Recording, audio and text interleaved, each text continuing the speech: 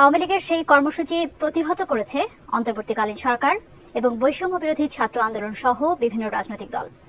বিষয়টি নিয়ে এবারে জোরালো বার্তা দিয়েছে যুক্তরাষ্ট্র। শেখ হাসিনা সরকারের পতনের ৩ মাস পর গত ১০ই নভেম্বর প্রথমবারের মতো ঢাকায় একটি কর্মসূচির ডাক দেয় আওয়ামী লীগ। তবে তাদের সেই কর্মসূচি প্রতিহত করেছে বৈষম্য বিরোধী ছাত্র জনতা। এছাড়াও ওই দিন বিভিন্ন জায়গা থেকে ১০০-এর বেশি আওয়ামী লীগ কর্মীকে গ্রেপ্তার করেছে পুলিশ। নিয়ে এবার মন্তব্য করেছে যুক্তরাষ্ট্র। গতকাল মঙ্গলবার নিয়মিত প্রেস ব্রিফিংয়ে এক সাংবাদিকের প্রশ্নের উত্তরে এসব বিষয়ে কথা বলেন মার্কিন পররাষ্ট্র দপ্তরের সহকারী মুখপাত্র বেদান্ত প্যাটেল।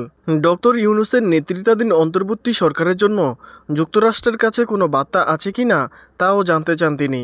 উত্তরে যুক্তরাষ্ট্রের পররাষ্ট্র দপ্তরের সহকারী মুখপাত্র বলেন, আমরা মতপ্রকাশের স্বাধীনতা, শান্তিপূর্ণ সমাবেশ এবং ভিন্নমত বিরোধী মতসহ সবার মতামতকেই সমর্থন করি।